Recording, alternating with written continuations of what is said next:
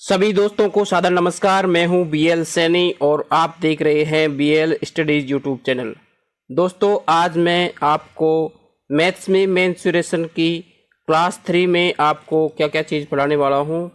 ये चीज़ें होंगी त्रिभुज, और त्रिभुज में भी समकोण त्रिभुज, समद्विबाहु त्रिभुज, विषमबाहु समकोण त्रिभुज, इनके क्षेत्रफल, परिमाप, ऊंचाई, विकर्ण, इन सबसे संबंधित क्वेश्चन अपन करेंगे। इनकी जो थ्योरीज हैं उनको अपन देखेंगे। तो दोस्तों देखते हैं हम त्रिभुज के बारे में देखते हैं। त्रिभुज जो होता है, त्रिभुज का क्षेत्रफल। देखो त्रिभुज क्या होता है, अगर कोई भी अपने को एक मान लो आयत दे देता है, मान लो ये अपन को आयत दे दिया, अगर मैं इसको यहाँ से इसका एक विकर्ण बना देता हूँ तो इस आयत के दो भाग बन गए, इस आयत के दो भाग बन गए, और इसमें से ये जो भाग है, इसमें से ये भाग है, ये क्या है, एक त्रिभुज बन गया। ये क्या बन गया, एक त्रिभुज बन गया। ठीक है, तो ये जो त्रिभुज बन गया, तो इसी तरीके से ये अपन को त्रिभुज दिया गया है, इसी तरीके से ये त्रिभुज दिया गया है। तो इसके क्षेत्रफल की अपन बात करें तो ये जो आयत का क्षेत्रफल था, ये जो आयत का क्षेत्रफल, इसको एल बोलते थे और इसको बी बोलते थे। या एल मीन्स लेंथ और बी मीन्स ब्रीथ, लंबाई और चौड़ाई। लेकिन यहाँ पे इसको अपन ने आधार बोल दिया त्रिभुज में, और इसको बोल दिया अपन ने लंब बोल दिया। तो देखो त्रिभुज जो आयत का क्षेत्रफल था वो अपना था लंबाई गुणा चौड़ाई, यानी आधार गुणा ऊंचाई। तो त्रिभुज का क्षेत्रफल, यानी इसमें से दो त्रिभुज बन गए तो इसका क्षेत्रफल क्या हो गया, आधा हो गया। इसका क्षेत्रफल क्या हो गया, आधा हो गया। यानी ये नीचे जो क्या लिख दिया अपन ने, बटे 2 लिख दिया। यानी कहने का मतलब त्रिभुज का क्षेत्रफल है वो यही रहेगा कि आधार इंटू ऊंचाई। त्रिभुज का क्षेत्रफल क्या रहेगा, आधार इंटू ऊंचाई। और ये सभी त्रिभुजों में लागू होगा, चाहे ये समकोण त्रिभुज हो, चाहे कोई सा भी त्रिभुज हो, आधार इंटू ऊंचाई जो है ये त्रिभुज का क्षेत्रफल रहेगा। आगे अपन इसके क्षेत्रफल से संबंधित और चीज देखते हैं।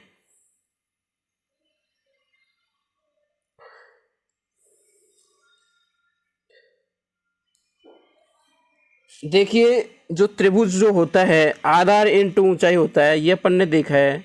और यहाँ पे अपन को दिया गया है एरोन का सूत्र भी अपन देखेंगे। मान लो ये कोई त्रिभुज दिया गया है अपन को, इसका अपन को क्षेत्रफल निकालना है, इसका अपन को क्षेत्रफल निकालना है। तो इसका क्षेत्रफल क्या होगा, आधार इंटू, मान लो मैं इसको बी जो भुजा है, ये जो भुजा है, यहाँ मैं इसमें नंबरिंग कर देता हूँ, इसको लिख देता हूँ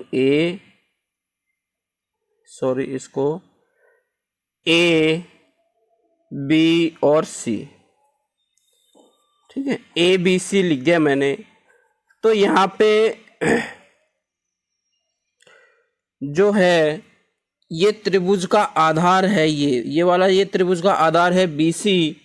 अगर BC को त्रिभुज का आधार मानते हैं और यहाँ पे अपन सीधा लंब खींचते हैं तो ये इसकी क्या हो जाएगी, ये इसकी क्या हो जाएगी, ऊंचाई हो जाएगी H1। यानी इसका क्षेत्रफल जो है वो क्या हो जाएगा, 1/2 इंटू आधार क्या है इसका A, ये भुजा का मान अपन ने A माना है ना, BC भुजा का मान A इंटू ऊंचाई क्या है H1। लेकिन इसका मतलब ये नहीं है कि BC को आधार मानने पर कोई सी भी भुजा को आधार मान सकते हैं। मान लीजिए AC जो भुजा है, मान लीजिए AC जो भुजा है, ये भुजा जो AC है, इसको अपन क्या मान लेंगे, आधार मान लेंगे। तो यहाँ ऊंचाई क्या हो जाएगी, ये ऊंचाई हो जाएगी, इसको मैं H2 लिख देता हूँ। तो इसका क्षेत्रफल क्या हो जाएगा, 1/2 इंटू आधार B माना है तो B, और इनकी ऊंचाई क्या है H2 जो अपन ने मानी है। आगे मान लो अपन इसको जो है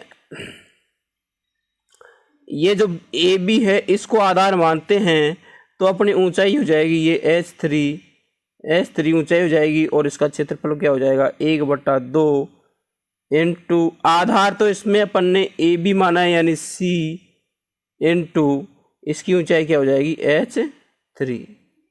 H3। तो इस तरीके से ये जो क्षेत्रफल निकल के आएगा अपना, कहने का मतलब अपन कोई सी भी एक भुजा को आधार मान सकते हैं और उस भुजा के जो आधार मानेंगे उसमें अपन लंब खींचेंगे, यानी वो उसकी हो जाएगी ऊंचाई, तो क्या हो जाएगा अपना क्षेत्रफल निकल करके आ जाएगा।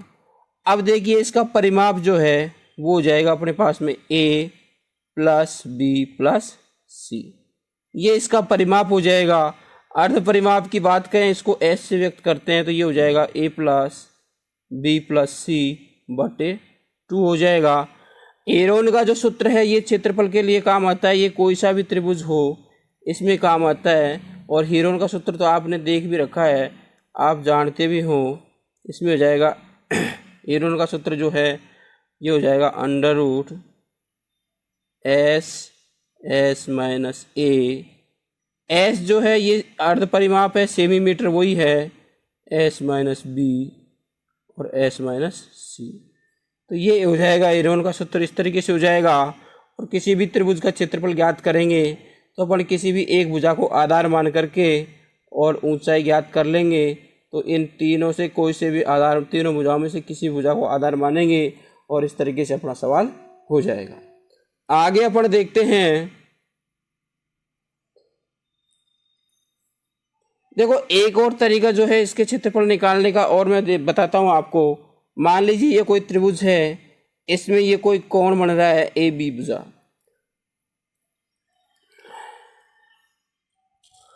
यहाँ पे दो भुजाएं अपन को मान लो दे रखी हैं, ए और बी भुजाएं दे रखी हैं, ए और बी भुजा दे रखी है और इनका बीच में कोण दे रखा है, कोण का मान दे रखा है। तो इसमें अपन क्षेत्रफल ज्ञात करेंगे। जो क्षेत्रफल अपना होगा वो होगा ए इंटू बी, ए गुणा B sine theta, A B sine theta. कहने का मतलब ये है कि ये दो भुजाएं और इनके बीच का जो कोण ज्ञात है अपन को साइन थीटा, तो ये ए बी साइन थीटा हो जाएगा। इसी तरीके से मान लो ये दो कोण दिया गया है और ये दोनों भुजाएं दी गई हैं अपन को, ये दोनों भुजाएं अपन को दी गई हैं, तो इसमें ये हो जाएगा बी सी साइन थीटा। इसी तरीके से हो जाएगा ए सी साइन थीटा, ए सी साइन थीटा हो जाएगा। यानी इस तरीके से अपन इनको इनका मान निकाल सकते हैं, इनका मान निकाल सकते हैं। कोई भी दो भुजाएं अपन को दी गई हैं और यानी दो संगत भुजाएं दी गई हैं, जिन ये क्या है एक ही जगह मिलती हैं, तो उन संगत भुजाओं के बीच का जो कोण है तो उसको दोनों संगत भुजाओं का गुणा और बीच का कोण साइन के रूप में आ जाएगा और त्रिभुज का क्षेत्रफल अपन ज्ञात कर लेंगे। आगे अपन देखते हैं, इन पे जो अभी देखा है अपन ने, इन पे बेस्ड क्वेश्चन देखते हैं। किसी त्रिभुज की भुजाएं 15, 13 और 14 सेमी है, तो त्रिभुज का क्षेत्रफल क्या होगा। यानी भुजाएं 15, 13 और 14 सेमी है, तो इसका क्षेत्रफल क्या होगा। ये भुजाएं जो हैं इनमें अलग अलग भुजाएं हैं, तो इनको अपन किस तरीके से ज्ञात करेंगे। जैसे मान लीजिए अपन ने अभी देखा था कि अर्ध परिमाप जो होता है वो होता है A plus B plus C by 2 बराबर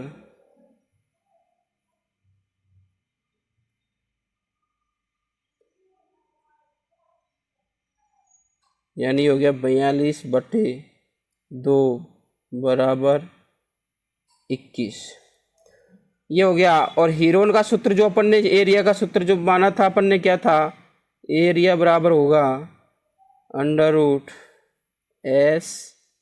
S minus A, S minus B और एस माइनस सी।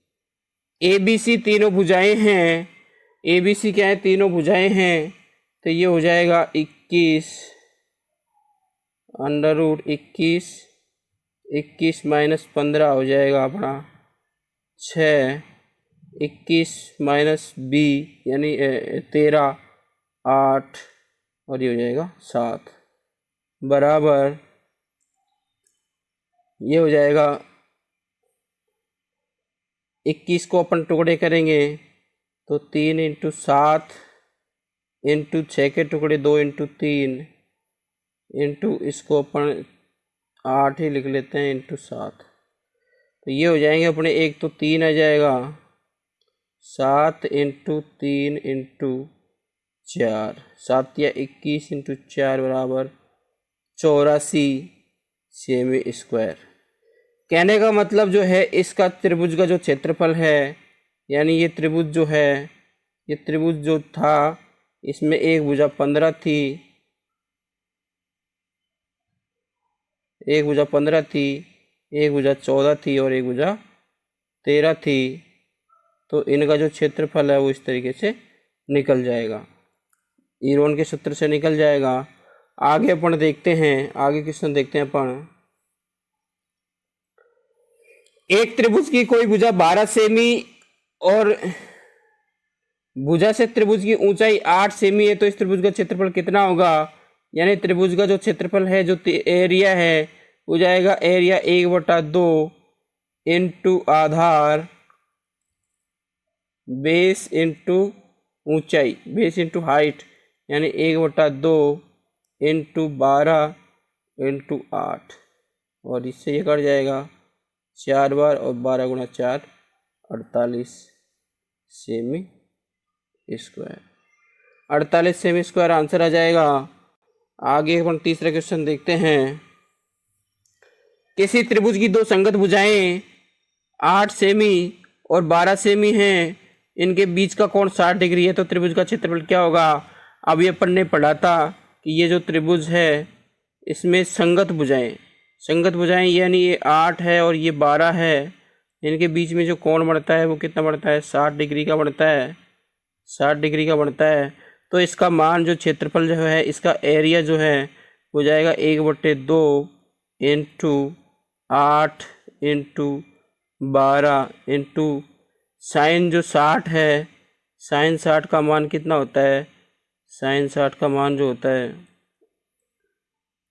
साइन 60 का मान होता है √3/2 होता है, तो यहाँ पे √3/2 आ जाएगा, और ये कट जाएगा 2 दूनी 4 से, ये 2 बार कट गया, यानी 12 दूनी 24, 24√3, कितना आंसर आ जाएगा? 24√3 आंसर आ जाएगा। आगे अपन देखते हैं। देखिए समकोण त्रिभुज के बारे में देखेंगे अपन। समकोण त्रिभुज क्या होता है? यानी ये कोई त्रिभुज होता है, इसका जो है एक ये जो कोण है, ये जो कोण है ये कितना होता है? 90 डिग्री होता है। कितना होता है? 90 डिग्री होता है। समकोण त्रिभुज का कोण कितना होता है? 90 डिग्री होता है। इसमें बड़ी भुजा को हाइपोटेनियस या कर्ण कहते हैं। एक इसमें बेस हो गया और ये हो गया इसमें परपेंडिकुलर यानी लंब हो गया। पाइथागोरस प्रमेय जो है, इसमें पाइथागोरस प्रमेय जो होता है, हाइपोटेनियस का स्क्वायर बराबर base square plus perpendicular square, यानी कर्ण स्क्वायर बराबर आधार का स्क्वायर प्लस लंब का स्क्वायर, इस तरीके से होता है। और इसमें आधार का स्क्वायर अपन करेंगे, आधार का स्क्वायर, तो ये कर्ण स्क्वायर बराबर ये हो जाएगा बराबर कर्ण स्क्वायर, ये माइनस में चले जाएगा, माइनस लंब स्क्वायर इधर हो जाएगा पक्षांतरण करने पर।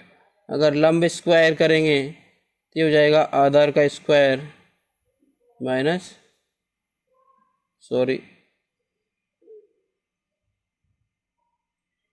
कर्ण स्क्वायर माइनस आधार का स्क्वायर, इस तरीके से हो जाएगा। आगे अपन देखते हैं। देखो महत्वपूर्ण पाइथागोरियन ट्रिपलेट, ये ट्रिपलेट क्या होता है? कोई भी समकोण त्रिभुज होता है, कोई भी समकोण त्रिभुज जो होता है, ये कोई समकोण त्रिभुज है। इस समकोण त्रिभुज में 3 जो भुजाएं होती हैं, इनका एक निश्चित अनुपात जो होता है पूर्णांक में, उसको अपन पाइथागोरियन ट्रिपलेट कहते हैं। जैसे मान लीजिए मैं कह देता हूँ कि ये 3 है, ये भुजा 4 है, तो ये भुजा कितनी आएगी? 5 आएगी। और ये पूर्णांक में जो है फिक्स अनुपात है, इसलिए इसको पाइथागोरियन ट्रिपलेट बोलते हैं। तो इसमें पाइथागोरियन ट्रिपलेट क्या है, इनको याद करने से हमारे बहुत जो ज़्यादा सवाल हैं उनको करने में हमको बहुत आसानी हो जाएगी। तो यहाँ पे पाइथागोरियन ट्रिपलेट जो है मुख्य अपना दिए गए हैं 3:4:5, 5:12:13, 7:24:25, 8:15:17, 9 40 41, 11 60 61, 16 63 65, 12 35 37, 20 21 29, 48 45 53 और 39 80 89। यानी ये जो ट्रिपलेट हैं, इन ट्रिपलेटों को सबको अपन को क्या करना है, याद करना है। सबको याद करना है, क्योंकि याद करने से अपने बहुत समय की बचत हो जाएगी और अपना सवाल जो है बहुत ही जल्दी हो जाएगा। आगे अपन देखते हैं। देखिए यहाँ पे एक चीज़ दी गई है कि ट्रिपलेट को किसी भी संख्या से गुणा करने पर वह ट्रिपलेट ही रहता है। ट्रिपलेट को किसी संख्या से गुणा करेंगे तो वो ट्रिपलेट ही रहेगा। जैसे मान लीजिए अपन ने देखा था कि अपन ने 3:4:5 कोई ट्रिपलेट है, इसको मैं यहाँ पे 2 से गुणा कर देता हूँ, यहाँ पे मैं इसको 2 से गुणा कर देता हूँ, यहाँ पे 2 से गुणा कर देता हूँ, तो ये जो ट्रिपलेट है ये आ जाएगा अपना 6, 3 दूनी 6 और 4 दूनी 8, 5 दूनी 10। अब जो ये भी पाइथागोरन ट्रिपलेट ही रहेगा, क्योंकि इस रूप में भी जो है समकोण त्रिभुज संभव है। अगर मान लीजिए मैं संख्या ले लेता हूँ, अभी मैंने देखा था, अपन ने देखा था 20 21 29। मैं ये कह देता हूँ कि इसको मैं 1/2 से गुणा कर देता हूँ, इसको मैं 1/2 से गुणा कर देता हूँ और इसको भी मैं 1/2 से गुणा कर देता हूँ। तो ये हो जाएगा 10 और 21 का आधा हो जाएगा 10.5 और 29 का आधा हो जाएगा 14.5। यानी ये जो है ये भी एक ट्रिपलेट ही है। इस रूप में भी एक जो है समकोण त्रिभुज संभव है, तो ये क्या बन जाएगा, एक ट्रिपलेट ही बन जाएगा। आगे अपन देखते हैं। एक समकोण त्रिभुज में कर्ण के अलावा दो भुजाएं क्रमशः 16√3 और 63√3 है, तो उस त्रिभुज का कर्ण क्या होगा। मान लीजिए ये कोई त्रिभुज है, ये कोई त्रिभुज है, इसमें कर्ण के अलावा, समकोण त्रिभुज की बात है तो कर्ण के अलावा, यानी कर्ण के अलावा एक भुजा, ये तो 16√3 है और ये भुजा जो है 63√3 है, 63√3 है। तो ये जो तीसरी जो भुजा है, ये जो कर्ण है, ये कितना होगा, ये अपन को ज्ञात करना है। यहाँ पे एक ट्रिपलेट जो होता है अपना होता है 16, 63 और 65। यहाँ अपन को दिया है √3 से गुणा कर दिया, इसको √3 से गुणा कर दिया, इसको जो है √3 से गुणा कर दिया, यानी ये 16√3 हो गया।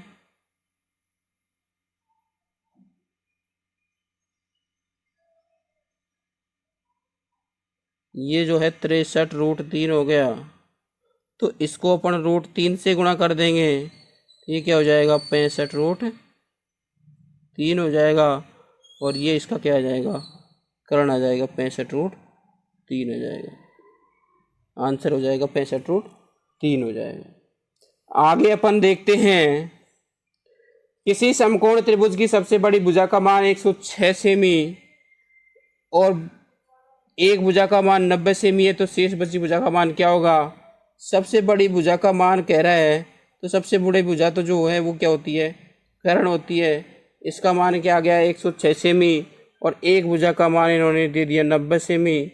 तो ये जो तीसरी भुजा है इसका मान जो है ये पूछा है। तो यहाँ पे अपना ट्रिपलेट जो होता है 28, 45 और 53 होता है। यहाँ पे 53 को 2 से गुणा कर दिया तो कितना आ गया 106, यानी सबसे बड़ी भुजा ये थी अपनी। इसको अपन ने 2 से गुणा कर दिया तो ये कितना था अपने पास में 90 था। ये दोनों भुजाएं अपन को प्राप्त हो गई, तो ये इसको भी अपन जो है 28 को अपन 2 से गुणा कर देंगे तो ये कितना आ जाएगा अपने पास में 56 आ जाएगा। यानी ये तीसरी जो भुजा है वो कितनी आ जाएगी 56 आ जाएगी। आगे क्वेश्चन अपन देखते हैं। क्वेश्चन नंबर 6, दिए गए त्रिभुज का परिमाप क्या होगा। इस त्रिभुज का जो है परिमाप अपन को ज्ञात करना है। परिमाप ज्ञात करने के लिए अपन क्या करेंगे, यानी तीनों जो भुजाएं हैं जो तीनों भुजाएं हैं इनको जोड़ेंगे तो इसका परिमाप निकलेगा। अपन पास में एक भुजा का मान 6 दे रखा है, एक भुजा का मान 6.25 और ये भुजा का मान अपन को प्राप्त नहीं है। तो इस भुजा का मान अपन निकालेंगे। यहाँ पे अपना एक ट्रिपलेट होता है 7, 24 और 25, यानी यहाँ पे 7, 24, 25 जो ट्रिपलेट होता है